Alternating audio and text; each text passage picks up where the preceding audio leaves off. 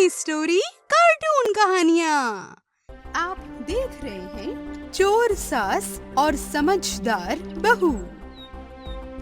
चंदा अपनी सास लता और पति रवि के साथ रहा करती थी। चंदा अपनी सास की एक आदत से बहुत परेशान हो चुकी थी। अजी सुनिए, मैं अब ये सब कुछ नहीं झेल सकती। आखिर कब तक माँ जी की वजह से मुझे मुँह छिपाना पड़ेगा जी? अरे इस घर में एक पल का चैन नहीं। अब क्या हो गया? अजी होना क्या है, वही पुरानी बात, माँ जी की चोरी करने की बुरी आदत, जो कि वो छोड़ने का नाम ही नहीं ले रही है। अब आप ही बताइए जी, मैं करूँ तो क्या करूँ? जहाँ जाती हूँ वहाँ से वो कुछ न कुछ चुरा कर ले ही आती हैं। ओह, अब मैं क्या बोलूं? मैं तो उन्हें समझा समझा के थक गया हूँ। अरे कल ही गए थे मिश्रा इनके घर, वहाँ तो सब कुछ शांति से निपट गया, तो मुझे भी लगा कि आज माँ जी ने चलो कुछ भी नहीं चुराया। लेकिन जी घर आई तो देखा कि हाथों में माँ जी ने नई चूड़ियाँ पहन रखी हैं और पूछने पे तुरंत बोल पड़ी कि ये तो मैं मिश्रा इनके घर से ले आई हूँ। अरे अरे, तुम लोग इतना गंभीर होकर क्या बातें कर रहे हो? लगता है मेरी ही बातें हो रही हैं। क्यों?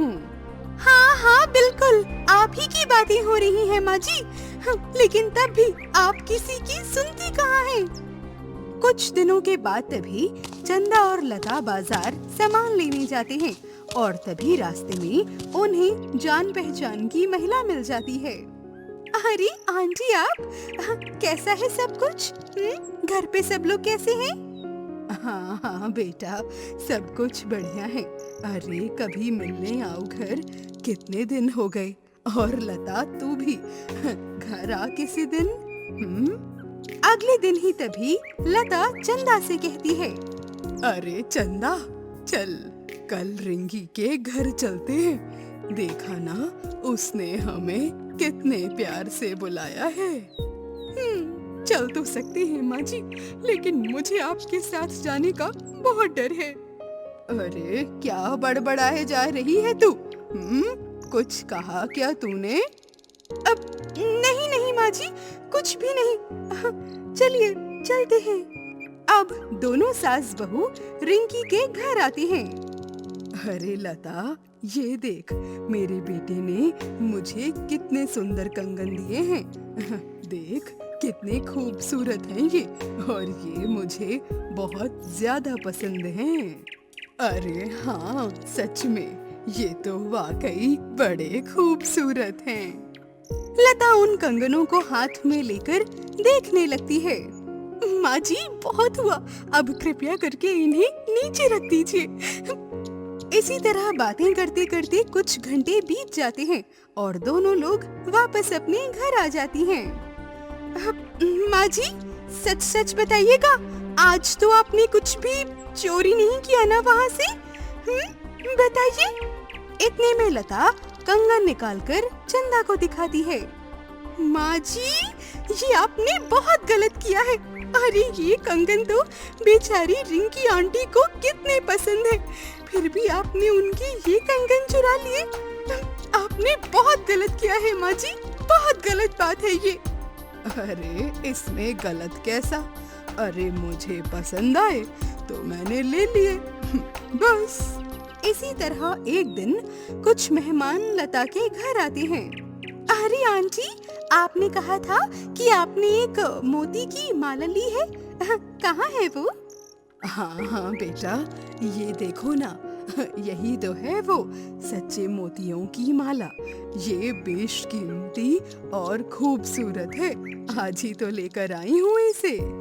हाँ आंटी, सच कहा आपने, ये तो वाकई बहुत खूबसूरत है। ये मोती का माला मेरा पसंदीदा माला बन गया है अब। इसे तो मैं कभी कहीं गुम नहीं होने दूंगी, हमेशा अपने करीब रखूंगी इसे। अच्छा आंटी, ये लीजिए, चाय पी लीजिए। उन लोगों के जाते ही तभी लता तुरंत ही चंदा को वो मोती की माला पहन कर दिखाती है। हे भगवान, माँ जी आप आपने ये माला भी चोरी कर ली? अरे आपने सुना नहीं, वो कितने प्यार से कह रही थी कि उन्हें ये माला बहुत पसंद है और वो इसे कहीं गुम नहीं होने देंगी। अरे एक तो आप चोरी करती हैं और ऊपर से सबकी पसंदीदा चीजें चुराती हैं, जो कि बहुत ज्यादा गलत है माँ जी। आपको बहुत पाप लगेगा, याद रखिएगा आप। बेचारी चंदा लता को समझाने की बहुत कोशिश करती है, लेकिन लता मानो समझने का नाम ही नहीं लेती है। अब तो पानी सर के ऊपर से जा रहा है, अब चाहे जो हो जाए, साम दाम दंड भेद जो भी हो, माँ जी को अब समझाना ही होगा। इतने में तभी रवि काम से वापस आ जाता है। अरे चंदा, क्या हुआ? खाना दे दो, बहुत भूख लगी है। हाँ जी, बस अभी आई। चंदा रवि को खाना देती है। अजी आपको पता है, अब तो माँ जी ने सारी हदें ही पार कर दी है।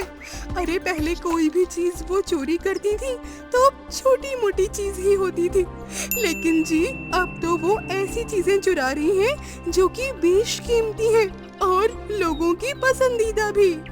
उफ, ये क्या नई बात हो गई? मुझे तो समझ ही नहीं आ रहा कि माँ ऐसा क्यों कर रही हैं। हमारे पास किस चीज की कमी है? सब कुछ तो है। अरे वही तो बात है जी, उन्हें समझाएगा कौन? चंदा कुछ करो और माँ की ये बुरी आदत छुड़ाओ, वरना कभी किसी दिन लोगों को पता चल गया तो वो हमारे घर आकर हमारी बहुत बेइज्जती करेंगे। मुझे ही कुछ सोचना होगा। चंदा तभी तरकीब ढूंढने लगती है जिससे वो अपनी सास की चोरी की आदत को हटवा सके। इतने में तभी चंदा रवि से कहती है, अब अजी सुनिए, बहुत सालों से माँ जी आपसे कह रही है ना कि उनको एक सोने का हार चाहिए, याद है ना आपको? तो मेरे कहने पे आप उन्हें वो सोने का हार दिलवा दीजिए। मगर अचानक क्या हुआ? अरे आप बस ज्यादा सवाल जवाब मत करिए जी, आप आज ही उन्हें बाजार लेकर जाइए और उन्हें उनकी पसंद का सोने का हार दिलवा दीजिए, बस। चंदा के कहने पर अब रवि अपनी माँ को बाजार लेकर जाता है और उनसे कहता है, माँ आपको सोने का हार चाहिए था ना, आप ले लीजिए। हाँ सच में? हाँ माँ, सच में आप हार ले लीजिए। लता तभी अपनी पसंद का हार लेकर घर आ जाती है। अरे बहू, अरे कहाँ है तू? अरे देख चंदा, रवि ने आखिरकार मुझे ये हार दिलवा ही दिया बेटा। मुझे तो ये हार सालों से चाहिए था।